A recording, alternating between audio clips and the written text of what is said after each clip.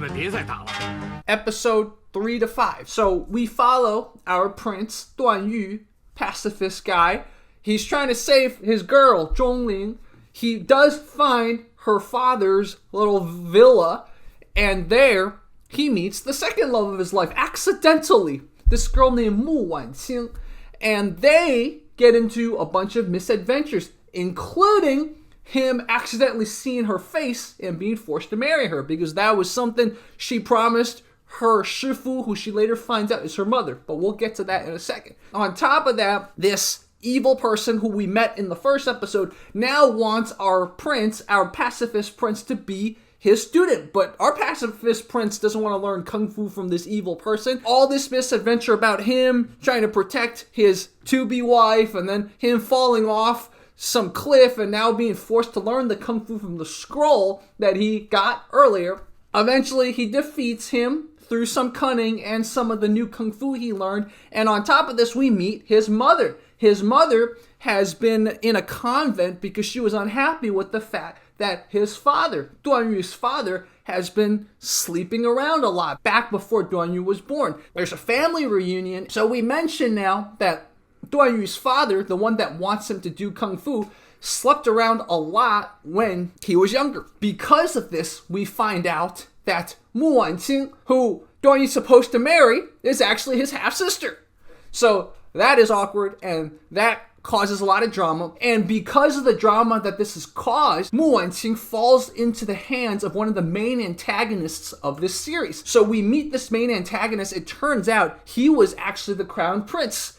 But through a series of coups and misunderstandings, he was lost in the shuffle, and now he's trying to reclaim what he feels is his rightful spot in Dali's imperial rule. After they foil this main antagonist's first attempt to mess with their family line, which is he fed them some medicine to force Duan Yu and his half-sister to consummate their marriage, but they foil the plot, and what they do is they substitute Zhongling in there. But unfortunately, then Duan Yu learns that Zhongling is also his half-sister. So now the two loves of his life are his half-sister. How awkward. And then, end of episode 5, we meet one of the other primary main antagonists of the series. Now, we don't know yet that he's a primary main antagonist, but we got hints that he's a little sketchy. This is Mu Rongfu. This is the guy that Qiao Feng, the other protagonist, was trying to investigate because a bunch of deaths of kung fu masters were happening where they were dying by their own styles.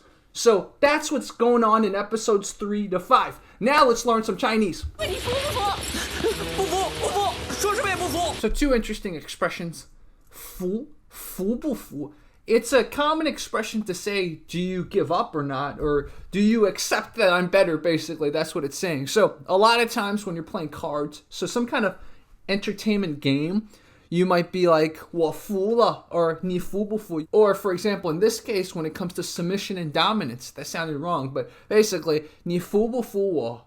Right? Do you accept that I'm more powerful right now, or that you have to listen to me? So, 服不服?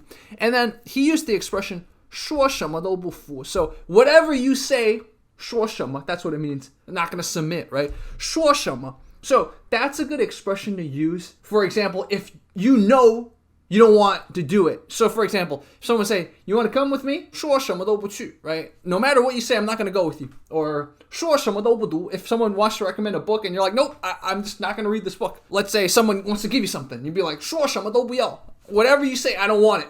你是否这么奇怪啊？用自己的命来逼你立誓啊？ So two pretty introductory words to remind you of. 奇怪, 奇怪.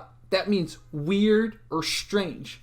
And then bi is a word to mean force, coerce. In this case, our Mu Wanqing, the girl who later Duan Yu finds out is his half-sister, her mother, who has been tricking her, telling her that it's just, I'm your teacher, told Mu Wanqing, who's really her daughter, that if someone sees your face, you do not marry them, I will kill myself. So that's pretty weird, right? 很奇怪. 那爹还有什么奖赏啊？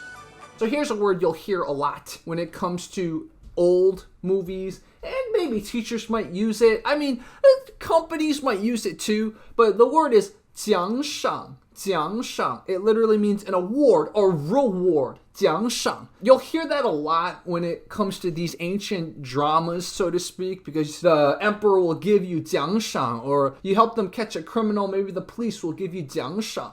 我一直都很想念你。你要真的想我的话，你就跟我们母女俩走。我一直都很想念你。你要真的想我的话，你就跟我们母女俩走。你立即到天龙寺出家，将皇位让给我。So 2 pretty good terms here. You probably won't hear them that much modern day, but if you ever watch any kind of TV show or movie that takes place in ancient China, you will probably hear these terms. So 出家.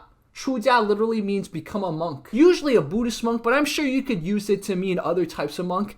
And then you have the word 皇位. 皇位 means kind of the imperial throne. 皇位. China was a monarchical system, right? For a very long time, dynastic system. So there's going to be lots of talk of the 皇位. People are fighting 争夺皇位. They're fighting for the 皇位. So definitely know that term. 但是三妻四妾又有何不可呢？三妻四妾 is something you will hear a lot. So any Chinese drama that takes place prior to, let's say, 1940s, you're probably going to hear this term, 三妻四妾. What it means is 3 wives, 4 concubines, or 3 wives and 4 consorts. It's a way to describe a polygamous relationship. So 三妻四妾. It's a good one to keep in mind. You'll hear it used a lot. 有机会一定向阁下请教。哎，乔帮主，你过谦了。So 2 very interesting terms. 请教, you're going to hear a lot. 请教. It basically means I'm going to learn from you, or pick your brains is the English slang for it. 请教. 请教. Now, 过谦 is a word you're probably not going to hear too much nowadays. It's a shortened version of 过度谦虚. So 过度谦虚 is probably what you're going to hear nowadays, but back in the ancient days, I guess they would simplify it. 过谦. So 谦虚 means humble. 过度 means overly. So overly humble. 过谦. So that's it, man. Hope you learned some Chinese. Let me know if you have more questions about these episodes. I'll answer them in the comment section.